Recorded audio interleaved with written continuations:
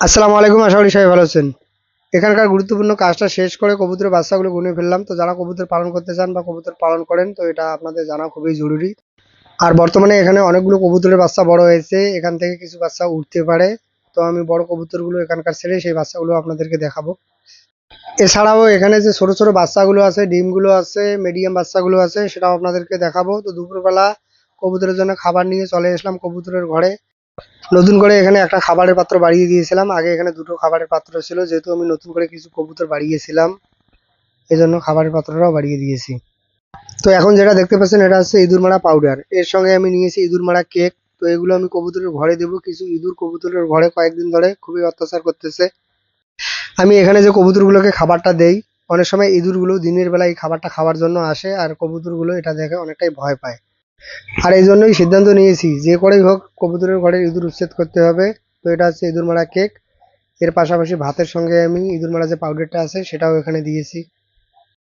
এগুলো ছাড়াও এখানে আমি ইঁদুর মারা যে ফানটা হয় সেটাও দিয়ে রাখবো। আপনারা জানেন যে আমার কবুতরগুলোর জন্য বাইরে পানির ব্যবস্থা করেছি, কিন্তু আজকে একটু ঘরের ভিতরে পানি দিলাম। তো এর কারণ এখন আপনাদেরকে বলছি। কবুতরটাকে ধরে কাছে নিয়ে এসে আপনাদেরকে দেখাই আসলে এটার সঙ্গে কি হয়েছিল, সেটাও আপনাদেরকে বলবো।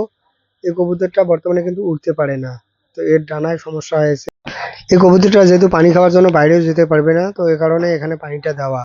আমি এখানে কবুতরগুলোকে যে খাবারটা দেই, এই খাবারটা যাতে নষ্ট না হয়, এর জন্য এখানে আমি একটা বস্তা পাতি, আর এরপর সেখানে দুটো পাত্রের উপরে কবুতরগুলোকে খাবারটা দেই। কিন্তু এই বস্তার যে সুতাটা ছিল, সেই সুতাটা এই কবুতরের ডানায় পেঁচিয়ে ধরে। আর এই কবুতরটা অনেক চেষ্টা করেছিল এই ডানা থেকে, মানে এই সুতোটাকে খোলার জন্য, কিন্তু কোনো মতে এটা খুলতে পারেনি।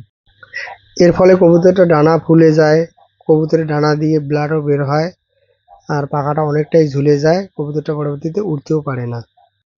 আর আমরা এখানে যখন সকালবেলা কবুতরকে খাবার দিয়ে যাই, তো এরপর বিকেলবেলা যখন খাবারটা এখানে দেই তখন এখানে আসি। আর এর মাঝে এখানে আর আসা হয় না। হয়তো এটা খোলার জন্য কবুতরটা প্রচুর চেষ্টা করেছিল, কিন্তু এটা যেহেতু খুলতে পারেনি, তো এখানে অনেকটাই ছটফট করেছিল। আর এর ফলে এখানে যে কবুতরগুলো আছে সেগুলো অনেকটাই ভয় পেয়েছিল। তো সেদিন আমরা এখানে যে খাবারটা দিয়েছিলাম বিকেলবেলার, সেই খাবারটা আর কবুতরগুলো খায়নি, প্রচুর পরিমাণে ভয় পেয়েছিল। তারা হয়তো ভেবেছিল যে কোনো কিছু তাদেরকে অ্যাটাক করেছিল। আর এজন্য রাতের বেলাও কিছু কবুতর আমার বাইরে ছিল, মোটামুটি 30টার উপরে কবুতর বাইরে ছিল। আর এই ঘটনাটা ঘটেছিল গত পরশুদিন। পরশুদিন বিকেলবেলা এই কবুতরগুলো কোনো রকম খাবার খায়নি, আর কিছু কবুতর বাইরে ছিল, যেটা এর আগে আপনাদেরকে বললাম। আর কালকে সকালবেলা সব কবুতর বাইরে বের হয়েছিল, একটা কবুতর ঘরের ভিতরে ঢোকেনি। আমি সকালবেলা খাবার নিয়ে গেলেও কোনো রকম কবুতর ঘরের ভিতরে যায়নি। সকাল থেকে শুরু করে বিকেল 4টে পর্যন্ত খাবার খাওয়ার জন্য কবুতরগুলো কোনো রকম ঘরের ভিতরে যায়নি।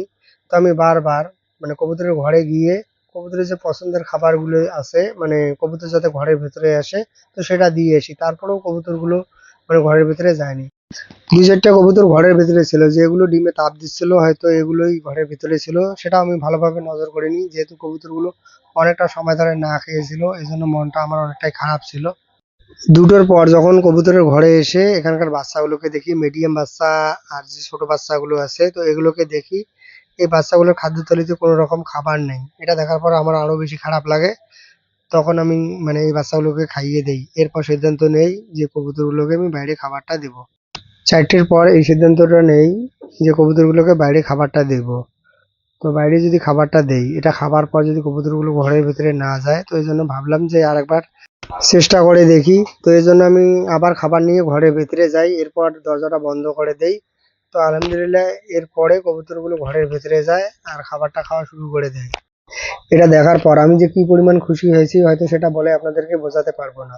তো এখন আমি কবুতরগুলোকে ছেড়ে দিলাম, আর এখন আপনাদেরকে এখানকার যে বড় বাচ্চাগুলো আছে, যেগুলো মোটামুটি উঠতে পারে, তো সেটা এখন আপনাদেরকে দেখাবো। তো এগুলো হচ্ছে সবগুলোই বাচ্চা। 20-20 বাচ্চা এরকম হয়েছে। কিছু বাচ্চা এর থেকে ছোট আছে, কিছু বাচ্চা তারও থেকে ছোট আছে। কবুতর যে ভীতু প্রাণী সেটা আগে শুনেছিলাম, কিন্তু এতটা যে ভীতু হয় সেটা আমি আগে জানতাম না। সামান্য বিষয়ে ভয় পেয়ে নিজের বাচ্চাকেও খাবার খাওয়াতে যায়নি। তো আপনারা যারা কবুতর পালন করবেন বা পালন করেন, এই বিষয়টা অবশ্যই মাথায় রাখবেন। ভালো থাকুন, সুস্থ থাকুন। আসসালামু আলাইকুম।